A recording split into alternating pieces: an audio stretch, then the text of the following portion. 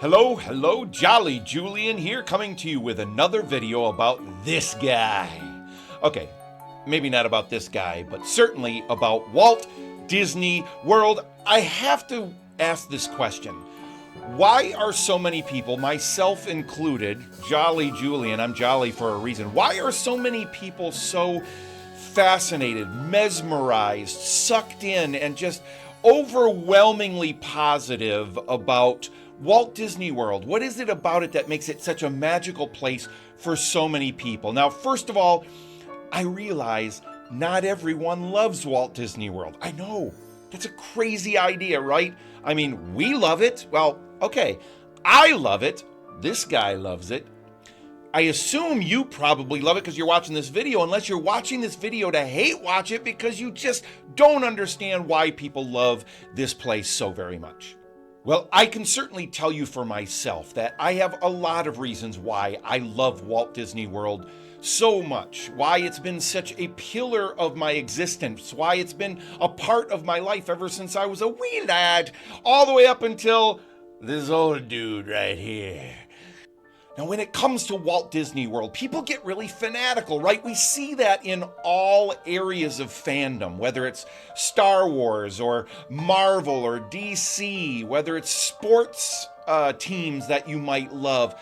You know, whatever it is that we get passionate about, people who are the die-hard fans get really freakishly passionate.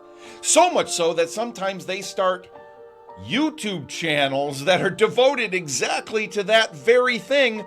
I don't know. I wouldn't do that. No, of course not. I'm not that fanatical. Okay, yes, I am. That's why I'm here. That's why I'm Jolly Julian for a reason.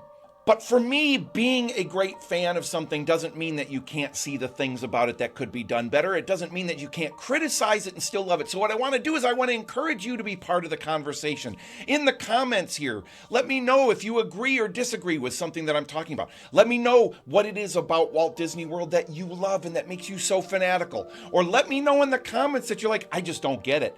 I don't understand why people love this so much. And even list some of the things that make you not a Walt Disney World fan. It's okay. We can have these conversations. We can exist together. And it doesn't even have to be a love-hate relationship. It can be somewhere in the middle. Maybe you're in that middle ground where you're like, you know, I get it. I like Disney World. It's kind of cool. The Magic Kingdom, the Animal Kingdom, EPCOT, Hollywood Studios. I get it. But gosh, I don't understand why people are so fanatical about it. And that's what we're going to talk about in this video. First of all, a little background on me. My name is Jolly Julian, as you can tell by the name that's on these videos, right? But more importantly, I've had the absolute luxury to have been able to have gone to Walt Disney World multiple times over my life. The first time I remember ever going there, I was right around 6 years old or so, and it was just this place that was kind of hard to even wrap my mind around, and back then there was only the Magic Kingdom. That was all that existed at that time. There was no EPCOT, no Hollywood Studios, and certainly no Animal Kingdom yet. But the Magic Kingdom was truly, it lived up to its name for me. It lived up to the idea of this being this magical place, this kingdom where we could all be kids, and I was a kid at that time.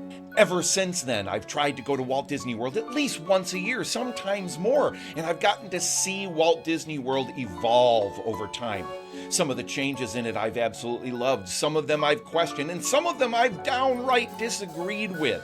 But throughout this entire process, as I've grown from a 6-year-old to the ripe age that I am now, I'm not going to tell you what it is, but I look really young for my age. Let's just put it that way. But what this means is I feel like a kid every time I go there, even when I'm not a kid. It allows us to be a child inside, no matter what your age. And believe me, there are a lot of people that go to Walt Disney World as adults without children. There's a whole subset of Disney fans, Walt Disney World fans, that go there without children as adults to enjoy it as adults, but being children inside. I would consider myself to be kind of in that group, even though I have gotten to go to Walt Disney World with children and so forth as well. Most of the time that I'm going there as an adult with other adults. And you can enjoy the parks on a whole different level that way. It doesn't make it better than going there with children. It doesn't make it less good. But the fact is that it's a wonderful thing, whatever your age. Now, one of the pluses of getting to go there with other people, whether they're children or adults, especially if they have not been to Walt Disney World themselves, is you get to experience this incredible thing that you love so much through the eyes of someone who's never been there before. And that's been one of my favorite experiences, is going with adults or children who've never been there before and watching them experience this for the first time. But when I think about the reasons why people get so fanatical about it is, first of all, I think that Disney World has done, and the cast members, the people who have kept these parks running all of these years, have continued to do what Walt Disney himself put so well into place when he started Disneyland first and then started creating and preparing for Walt Disney World. And that is, they carried across that concept of it being paradise, of everything being as perfect as humanly possible. That, to quote John Hammond from the wonderful movie Jurassic Park, right? Spared no expense. And most of the time at Walt Disney World, that has been my experience, that, it costs a lot to go to Walt Disney World, and I'm very aware of that. It is extremely expensive, especially if you're bringing a family of 4, 5, 6 people. It gets very expensive. But every time I'm there, I pretty much feel like it's worth every penny. That I don't feel like I go there and I don't get my money's worth out of it. And that it goes a long way, that they've gone above and beyond, that they've done what Walt Disney called plussing it every step of the way. And they've done a wonderful job of continuing that philosophy, continuing that approach to their parks, through each of the parks as they've added them. This starts from the moment you end up on property. Once you drive on Walt Disney property, the rest of the world around you tends to disappear, because they knew that they wanted to have complete control, to the best of their ability other than Mother Nature. They wanted to have complete control over the experience, over what you were and were not seeing, hearing, even smelling a lot of the time. The hotels on the ground, the Disney-owned hotels that you can stay in, for the most part, are maintained meticulously. The grounds, the flowers, the trees, the lobbies that you come in, and the rooms themselves are really kept up to a very high standard. And this, of course, carries through to the parks themselves, where the bread and butter, the reason we all go there, right? From the moment you step into one of the parks, you are transported from whatever world you've been living in into the world that they want you to see. And by they, I mean the Imagineers, the creators of these incredible places. And I guess for me, that's one of the things that makes Walt Disney World such a special place, is with the exception of the other people around me, which, yes, the crowds can get pretty bad. And I'll tell you, that's my least favorite thing about going to Walt Disney World. But it's also one of those things that we have to accept and maybe even embrace, because when you create something that is as wonderful and transformative and meaningful to so many people, more people are going to want to be there. They're going to want to experience it. And it's a sign that what they're doing is working. Now, again, not everything is perfect, and there are a lot of people that have a lot of complaints about some of the things that Walt Disney World does, and I have my complaints as well.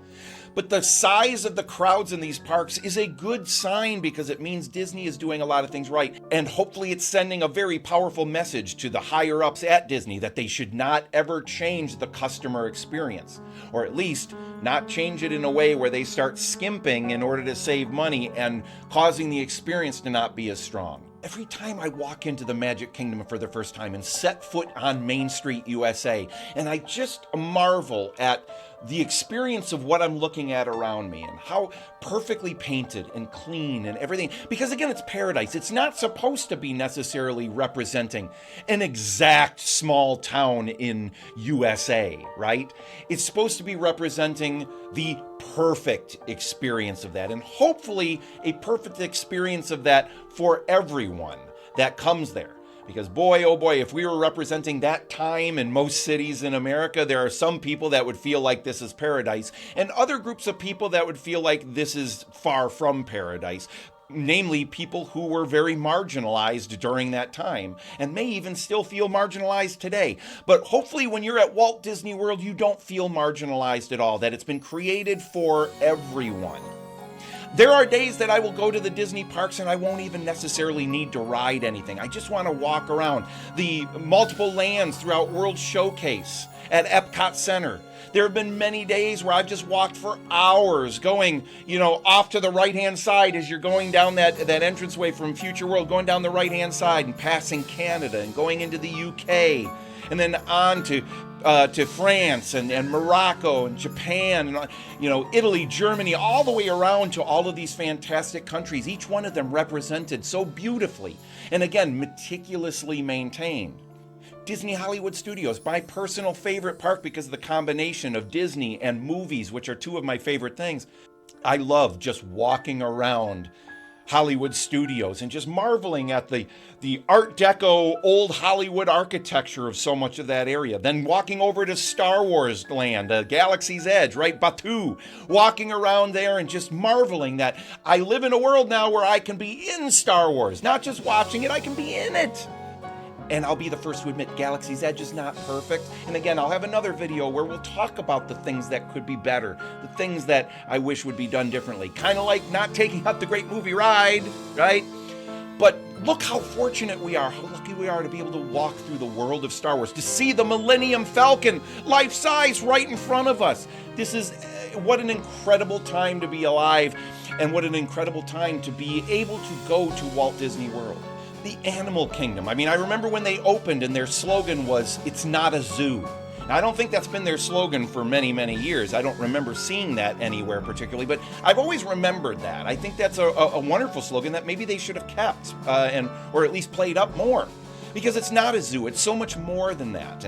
And their care of taking care of the animals and making this an experience where those animals don't feel as much like they're in cages. I mean, yes, they're still in captivity, but they make this captivity seem and feel so much like the real areas that they would be living. And they're not behind cages, they're not behind bars.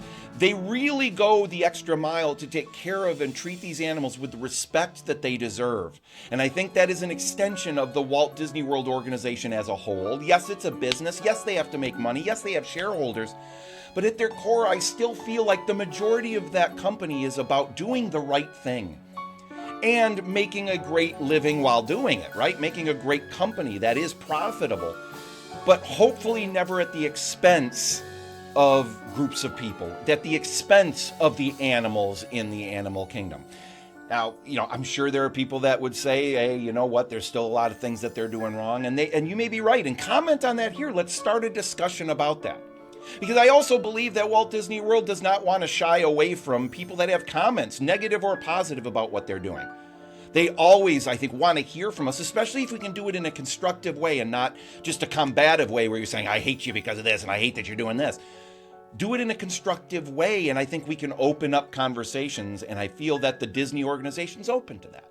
The people there are so wonderful, right? The staff, the cast members, right? The cast members, they take really good care of you, and that makes a big difference. The quality of the shows that they do, the quality of the rides. Now, I feel over the last few years, more of the rides have broken down, haven't been maintained quite as well, but I think they're on the road to improving that again and getting that back to where it should be. But for the most part, every experience on those rides is top-notch. Again, spared no expense. They want to make this as perfect as possible. The way they bring nature into all of the parks with their incredible botanical work, the floral arrangements, the trees, the topiaries, all of that stuff, every single one of the parks, even aspects of parts of Future World at EPCOT, still have this incredible nature feel to it. In fact, I have a feeling that the changes that they're making to Future World and Epcot right now are going to bring even more of that feeling of nature combining with the future into existence. Okay, so I'm going to wrap up there right now. I could talk for hours and hours, and I'll probably do more videos like this going forward, but I want to hear from you. Do you agree or disagree with anything that I've said here? What is it that you love? What is it that you wish could be different? When's the next time you're going to go to Disney World, or have you never been to Disney World and you really wish that you could go? I mean, again, I'll leave this with one thing. I wish there was a way for every human being to get to experience Walt Disney World the way I have. And I know that there are a lot of people that cannot afford to go, and that breaks my heart. It really, truly does. I wish there was some way that everyone could get to experience this regardless of income, regardless of where they live in the world. But that's unfortunately not an existence we live in here yet. And I'm wondering what Disney might be able to do about that going ahead in the future without diminishing their profits. They have to be profitable, it's a business. But I wish there was a way they could make it even more accessible to more people. I hope you will like this video, that you'll share it, that you'll subscribe to this channel and hit that bell icon so you'll be notified when a new video comes up from yours truly, Jolly Julian. So on behalf of myself, Jolly Julian, on behalf of this guy, you know who he is. Yeah! I want to say, be your jolly self, and we'll catch you in the next video.